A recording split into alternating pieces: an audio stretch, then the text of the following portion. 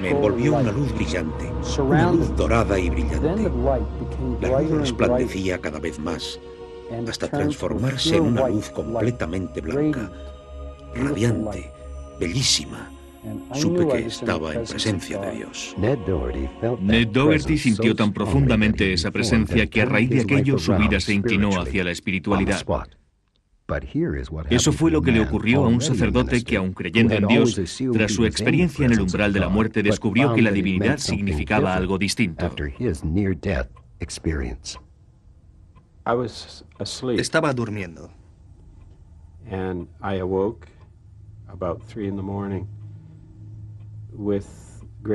Y un intenso dolor me despertó sobre las 3 de la madrugada.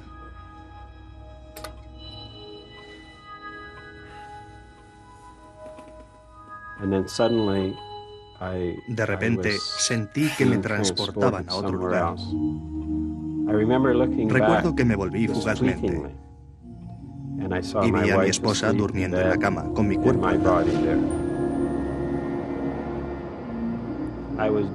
Fui arrastrado hacia una luz brillante, un túnel giratorio de luz que se iba ampliando. Tenía la sensación de regresar a un lugar en el que ya había estado, como si volviera a casa, algo parecido. No sentía miedo. Era muy apacible y estimulante. Eso es lo que recuerdo. Recuerdo una sensación de paz y tranquilidad. Y luego, de repente, estaba de nuevo en la cama, de vuelta a mi cuerpo. Recuerdo que pensé, Dios mío, otra vez no. De vuelta en este cuerpo con todas sus limitaciones. También de vuelta con mi esposa, mis hijos, mi perro, mi casa y todas las personas y cosas de las que disfruto en esta vida. Pero había vislumbrado algo muy distinto. Todo lo demás perdió su significado. No pretendo menospreciar a mi familia, pero así fue. Carecía de significado. Nada lo tenía. Ken Martin vislumbró algo distinto. Aquello que sintió fue tan inmenso, tan sobrecogedor, que todo lo demás, su mujer, sus hijos, su vocación, perdieron su significado. Un aspecto sorprendente de la experiencia en el umbral de la muerte es la increíble variedad de personas que la han tenido. Gente de todas religiones, gente sin ninguna fe. Hombres, mujeres, niños, gente buena, mala, rica y pobre, débil y fuerte. En el caso de Ned Dougherty y Ken Martin, se trata de dos hombres totalmente distintos, con experiencias muy similares, de las que extrajeron conclusiones o lecciones muy dispares.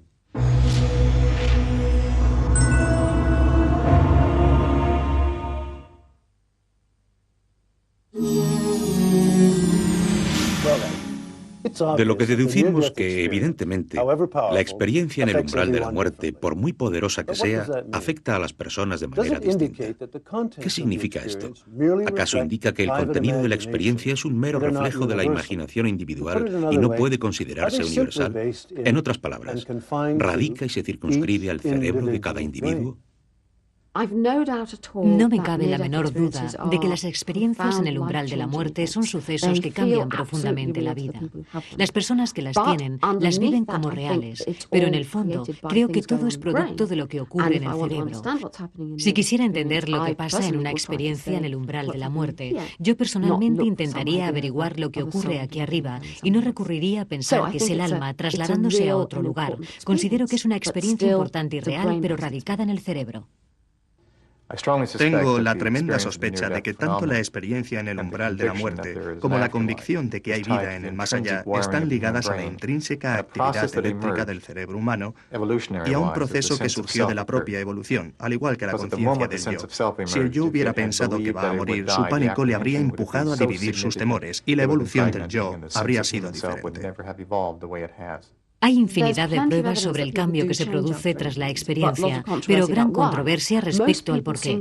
Muchos creen que se debe a que conocieron a Dios y cosas así. No estoy de acuerdo. Opino que el aspecto realmente transformador de la experiencia acontece cuando se llega lo bastante lejos como para que el habitual sentido del yo empiece a disolverse. Uno de los aspectos más interesantes de la experiencia en el umbral de la muerte es el efecto cerebral que produce. Actualmente sabemos que algunas neuronas mueren, no todas, pero sí una pequeña subpoblación, lo que significa que el cerebro está conectado microestructuralmente de manera distinta, y la microestructura del cerebro configura básicamente la personalidad. Esos pequeños cambios que acontecen en un lugar preciso pueden ocasionar una profunda transformación que durará más o menos eternamente, y por eso la persona resulta en apariencia distinta. Estas teorías parecen muy razonables desde una perspectiva científica, pero no creo que satisfagan completamente. Prescinden de algunos elementos cruciales. Por ejemplo, no explican cómo una experiencia en el umbral de la muerte puede causar efectos externos computables. Veamos el caso de la doctora Yvonne Keyson. En el año 1979 participé en una evacuación médica en la que acompañaba a una mujer indígena en estado crítico a un gran hospital. Nuestro avión atravesó una ventisca y ambos motores, junto con los filtros de aire, se congelaron. Nos estrellamos contra la superficie de un lago semicongelado.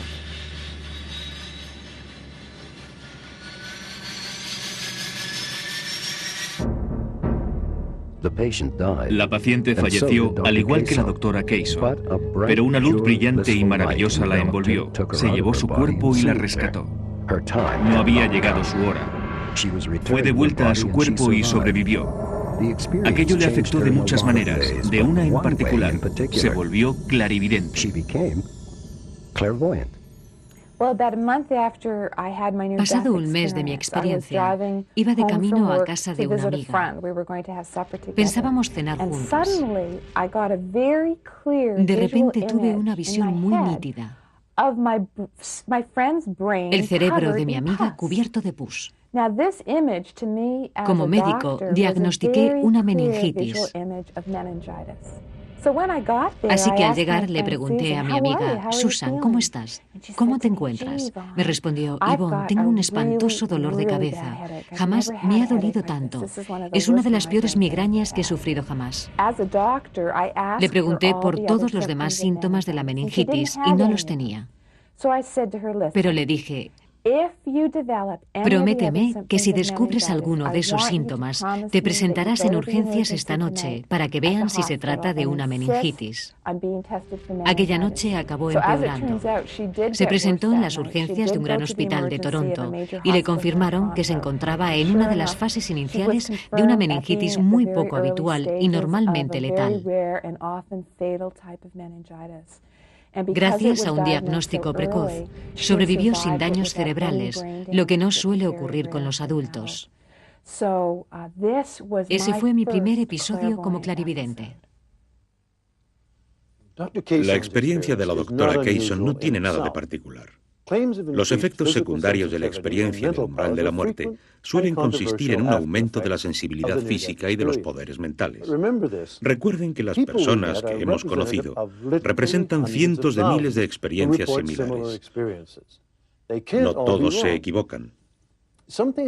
Algo les sucedió a estas personas y seguramente se relaciona con las preguntas que formulábamos anteriormente. ¿La experiencia en el umbral de la muerte está circunscrita únicamente al cerebro o es el resultado de los fenómenos no físicos del espíritu?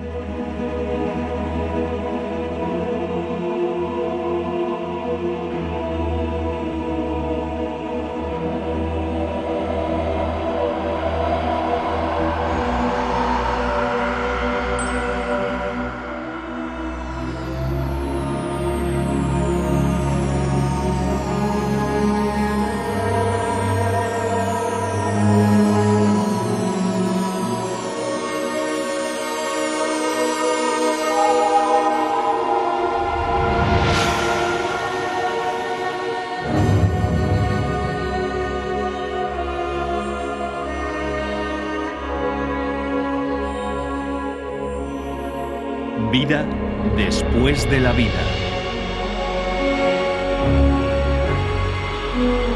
La expedición científica de Tom Harper.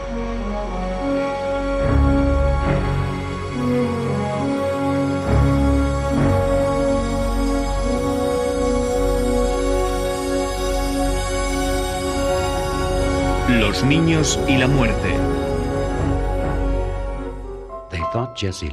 Creyeron que Jessie Lott estaba muy acatarrada hasta que le falló el hígado y entró en coma. La actividad cerebral descendió hasta 100 y su corazón se detuvo. Permaneció ausente 20 minutos. Después regresó.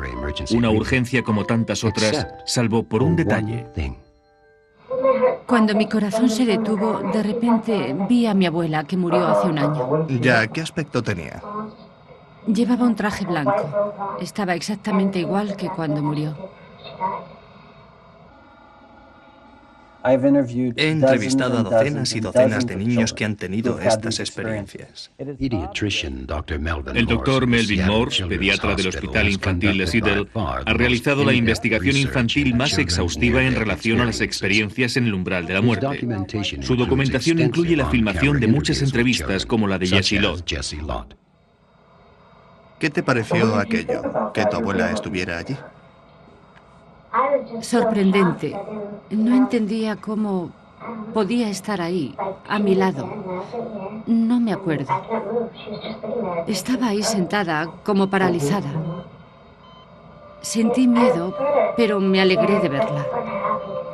Recuerdo que estaba sentada en una silla, muy quieta, sonriendo.